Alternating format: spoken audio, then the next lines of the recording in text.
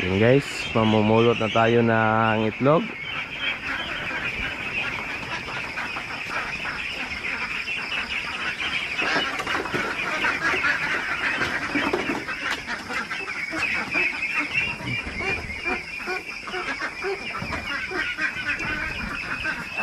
Wow.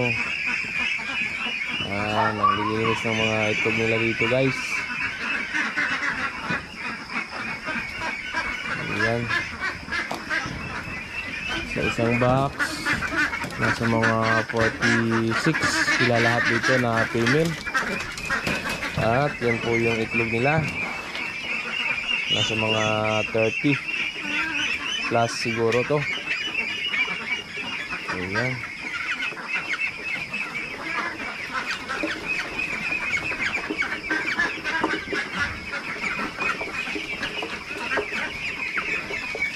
At andun pa guys. Ayan. Yung mga itlog ng ating mga itik. Ang edad po nila dito guys ay magna 9 months. At nasa mga last week 76% yung kanilang egg production. Nakakapulot po tayo ng mga 140 plus kada araw. Ang bilang nila dito guys ay nasa mga 180 plus. Kasi nga sila yung nakaranas dito ng problema. Marami tayong namatay nung edad nila ay 7 months. Yan, at dito pa guys. Oh, itlog guys. Ang lalaki ng mga itlog guys. Ayan.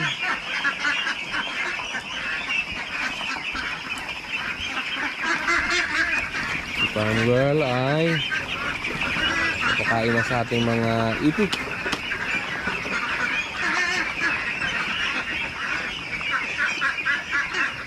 Wow, andito sila sa kanto ng itlog. At andun pa guys. Ayan. So dito talaga tayo unang namumulot guys. Ayan.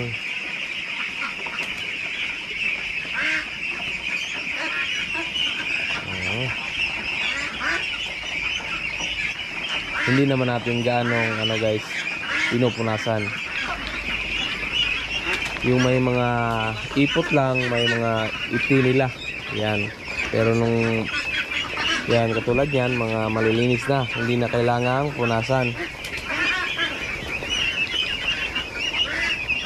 At yung pamunas natin guys, tuyo po yan guys. Hindi po yan basa. Ayan. Tingnan nyo naman kung gaano kalilinis yung ating mga itlog. Meron ding iba na medyo medyo may dumi. Yan pa guys oh. Mas gusto talaga nilang mga itlog sa guys, mga kanto katulad yan.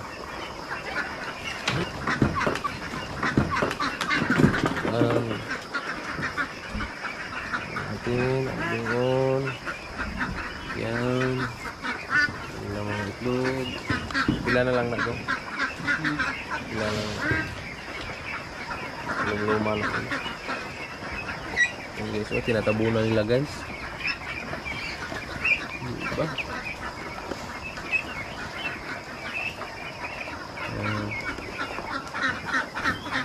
So halos mapuno na yung ating lalagyanan ng itlog guys.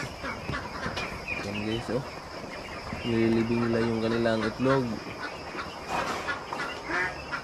So importante talaga sa kanilang itlogan guys na medyo magbuhaghag yung ating rice cell dyan para mas ganado silang mga itlog yan. Ayan. Okay, tapos na tayo mamumulot dito guys. Dito na batch, dito na itik. Ayan. Mga 180 plus heads sila dito na female natin dito. Ayan. At pasilip ng saglit yung ating mga munting itik. Ayan, kumakain na sila guys. So importante talaga kapag naglilimit na tayo sa kanilang pagkain ay silang lahat ay makakain. At maglagay tayo ng pahaba na mga feeder. Ayan. Kulang tek. Ayan guys. So ito na yung itlog nila guys, oh, ang lalaki guys. Ayan, makikita nyo. Okay lang kanilang mga itlog. Ayan, oh. Ito po yung itik natin ng mga naka-pure feeds mula nung ducklings pa sila. Kasi yung ibang itik natin dito sa pagpapalaki natin, may iba na naghalo tayo ng mga mais, ng mga organic. Ang analyze natin kung bakit malalaki yung kanilang itlog, kasi malalaki yung kanilang katawan. So kapag malaki yung kanilang katawan, malaki yung itlog. Yan, kung makikita nyo.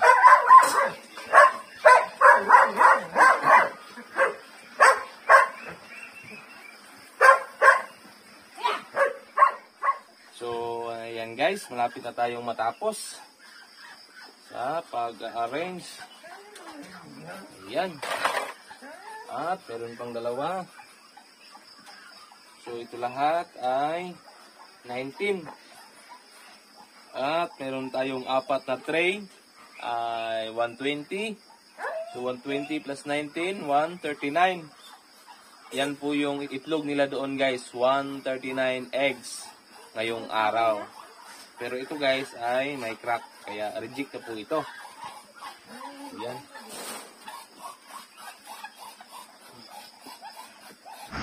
Dito naman tayo guys, mamumulot ng itlog. Ayan. Dito tayo magsimula.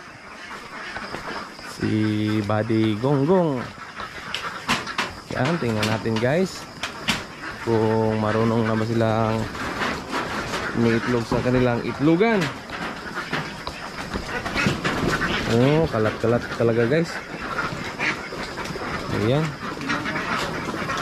Hindi pa marunong umiitlog sa kanilang paitlogan. Pero yung kanilang flooring guys ay makikita nyo. Tuyong-tuyo po yung kanilang flooring. Makikita natin guys na medyo nabulabog sila. Pero sanay na sila guys kasi tuwing umaga pumapasok talaga dito si Buddy Gonggong para mamulot ng itlog. At dito guys, meron tayong female dito na 210 plus. Ayan. At ang kanilang edad guys ay nasa mga 5 months and 3 weeks. Ang kanilang edad dito guys. Ayan. Siguro sa isang box nakakaitlog na ng mga mahigit 20 plus. Yung kanilang egg production dito guys ay last week nasa mga 48 or 47 ba yon. Ayan. Yung kanilang egg production, average po yan guys, per week na average. So ayan, pataas pa ng pataas yung kanilang egg production guys. Kahapon nakapulo tayo ng 126 egg out of 210. Hindi na natin kabisado yung mga bilang bawat kulungan. Yan, kalat-kalat pa yung mga itlog. Pero okay lang naman yan guys. Kasi nga, ang ating flooring ay tuyong-tuyo po. Yan po yung kagandahan guys kapag susunod tayo sa standard na dapat may space sila na 3 square foot per head. So yan guys, oh, binabaon yung mga itlog nila. At doon talaga sila nangingitlog sa medyo may buhaghag na mga risals. Kasi nga, ano yan, ginaganon nila yan sa kanilang mga paa, yung risal, para matabunan. Ayan guys, doon naman tayo sa kabila guys para medyo malapit tayo.